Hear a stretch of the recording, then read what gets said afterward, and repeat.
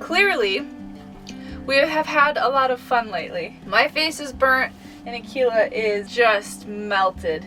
Hello everybody, welcome back to, I almost said the van build, but it is no longer the van build. Welcome back to the channel. I'm Linnea, and this is Akela, and we live in our self-converted van, Togo. For 7 months, I built out Togo completely by myself. It was a crazy year with lots of ups and downs, I'm sure for all of us. But for the last few months, Akela and I have been full-time on the road living in Togo. As I have shared more about our adventures and the way we live, there have been lots of questions regarding Akela. So I wanted to dedicate this entire video to what it is like to live in a very tiny space with a very large dog, and a very large dog that has a very large personality. I'm going to start explaining the gear that I have for Akela. She is kind of like living with another human. Akela and I do a lot outside of the van. Our van life living has very little to do with actually living in the van because we do so much outside of the van. So this is where gear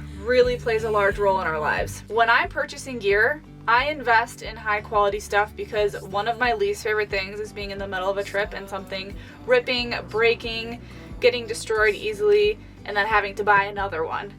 So I buy pretty much all of her gear from RUFFWEAR. Akela has her own pack. These are kind of like saddlebags, and it's really important when we hike to make sure that they are very even in weight. The greatest thing about this is that she can carry her own food. Food is pretty heavy, especially when you're going on backpacking trips, so for her to be able to carry her own food and occasionally her own poop when we're backpacking is really nice. Also, the pack kind of gives her a purpose. When I take the pack out, she's like, cool, like this is mine. This is my contribution to this hike. It's awfully cute. The second piece of gear that I love is a cooling vest. This is also from RUFFWEAR and it is called a swamp cooler. Her cooling vest looks pretty grungy right now because we've had it for the last like 3 years. As long as it stays wet, it keeps her very cool. It's like sweating for her. Akela and I spend a lot of time in the desert, so if it's really warm out, I make sure that we're hiking near water and I can just dunk that entire cooling vest, throw it on her, splash water onto it along the hike, and she stays much more comfortable in it. And the third thing is a life jacket. So Akela loves swimming and we will rent like kayaks or paddle boards if we're going to different reservoirs or lakes or whatever.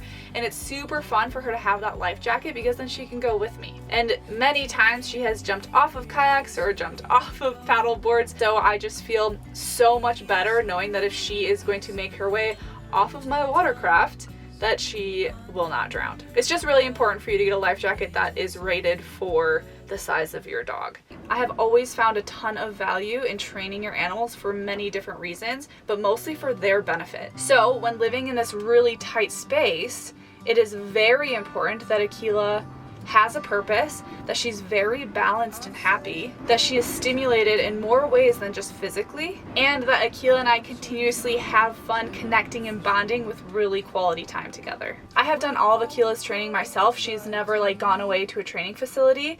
No, wait, come back. You have to be in this video. It's all about you. I have taken a few virtual lessons with a woman named Melissa, and that has been a game changer for Akela and I. And what I love about that is that it's me and Akela working together and Melissa kind of facilitating and giving directions and suggestions as we go. She is wonderful. I highly recommend her. So I'll leave her information below in the description. I don't know if you guys can hear the wind outside, but it is like, oh shit, I think we're gonna get a storm. Oh my gosh, Akela, it's gonna be so cozy. When we are doing dishes or when I'm getting food out of the fridge, Akela likes to help me by closing things. Akela, close. Good. Good. Good. Akela, close. Good. Akela also helps me pick up my laundry and place it in my laundry bin. Clean up. Akela, clean up. Akela, clean up. Yes, very good. When Akela's energy gets to a place where it isn't really beneficial, I will have her do one of 3 things. She will either load up on the front seat. Akela, front seat. These spaces for Akela are also really important because she is nervous around strangers or new people, and this is a really great way to help her out. Take a break. Yes. Go to her kennel. Akela, kennel.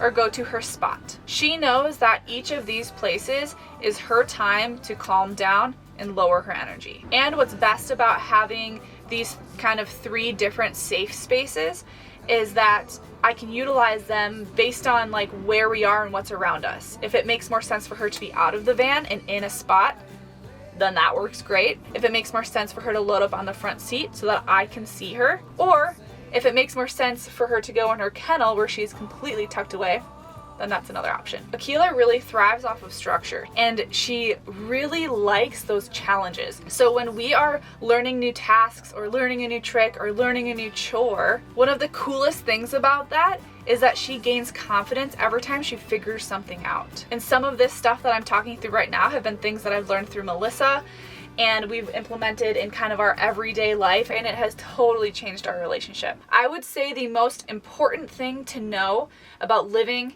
in a van or a tiny space with a dog like Akela is that you have to plan. Basically, our lives revolve around her. I love the heat. Akela does not love the heat as much. So with our plans for traveling around the country, basically it revolves around where Akela will be comfortable. Along those same lines, doing different chores like laundry, grocery shopping. What other chores do we do? What else do we do? That's it, I think that's it. So, if it's warm at all during the day, I either just don't do it that day, or I'll do it early morning or at night. I prefer morning because nighttime, I don't like to be out about at night in a city. Some of the van build was also designed with her in mind. The fact that I have 2 fans is 100% because of Akela. My van is pretty short for van life, and I didn't need 2 fans, but I did put an extra fan so that I could get a really wicked airflow in here for Akela's comfort. Also, she has a kennel that stays very cool, and it is her safe space. She loves her kennel. She loves small dark places. That's kind of her thing, so I also built that for her. That's for you. Hey, that's for you. How is it? Do you like it? Good. I also purchased really nice insulated window covers. They have an R value of like 16 and keep this place very comfortable. I would highly recommend those window covers to anybody ever. They're amazing and I love them. I want to talk very briefly about things to consider if you are thinking about doing van life with a dog. The first thing is just to know right away that everything will always be dirty and hairy. There is absolutely nothing you can do to get around that. I do brush Akela like every week, but there is hair everywhere. There's hair in my bed, in my mouth, in my food, on my countertops, in my cupboards, on the floor, on me, on my clothes. Literally everywhere, there will be hair. Similarly, your space will be exponentially dirtier because dogs don't care.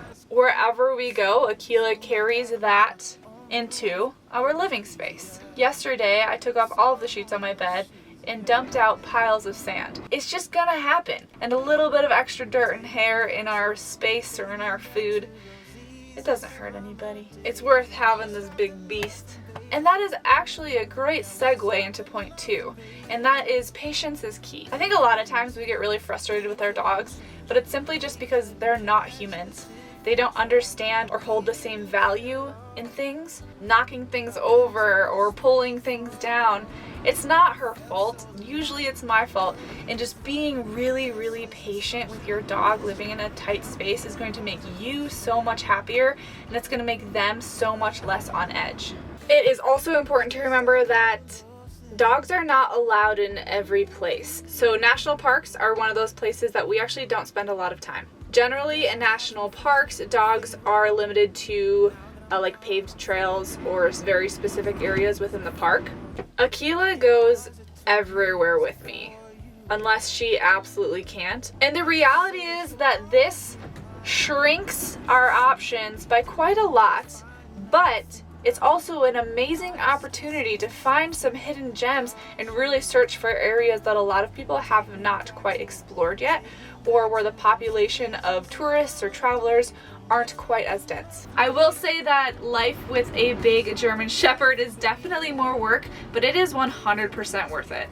Akela is the most alive when she is outside running, swimming, rolling in the dirt. So this life, van life, is just as much about me as it is about her. I want Akela to have the fullest, most adventurous, happy life ever. Because I love her so much.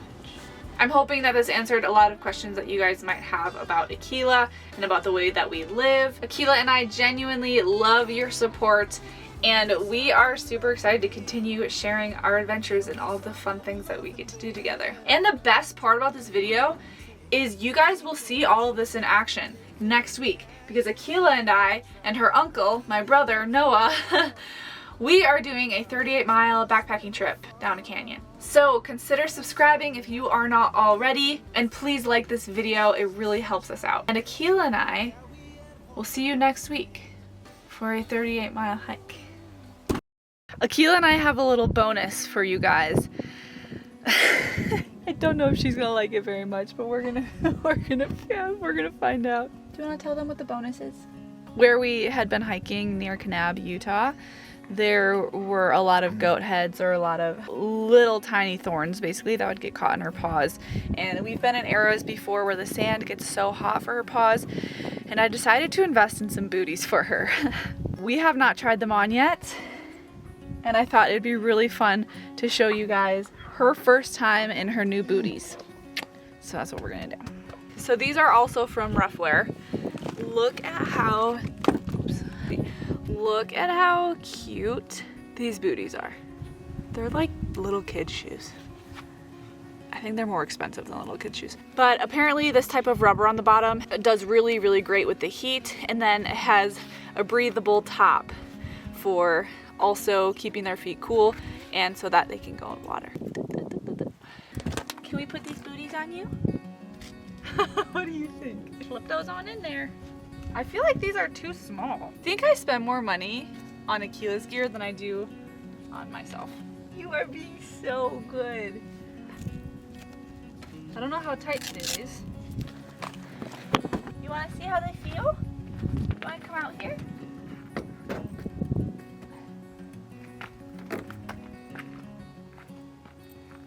I think these back ones are too small. Good job. Good girl. Yeah, good job. Come on. Good girl. Yes, Akela, good girl. Booties are a success, although I think that I should have gone one size bigger for both the front and the back feet, because they're a little snug and I don't want her to be like restricted. And she still has her dew claws, and they were kind of poking out on top, and I think that if these were a little bit bigger, they would still hide those dew claws and maybe not irritate them. I think I need to return them for a bigger size. But I think they're great. When we wake, hear the birds and see the sun. Side by side our fears are done.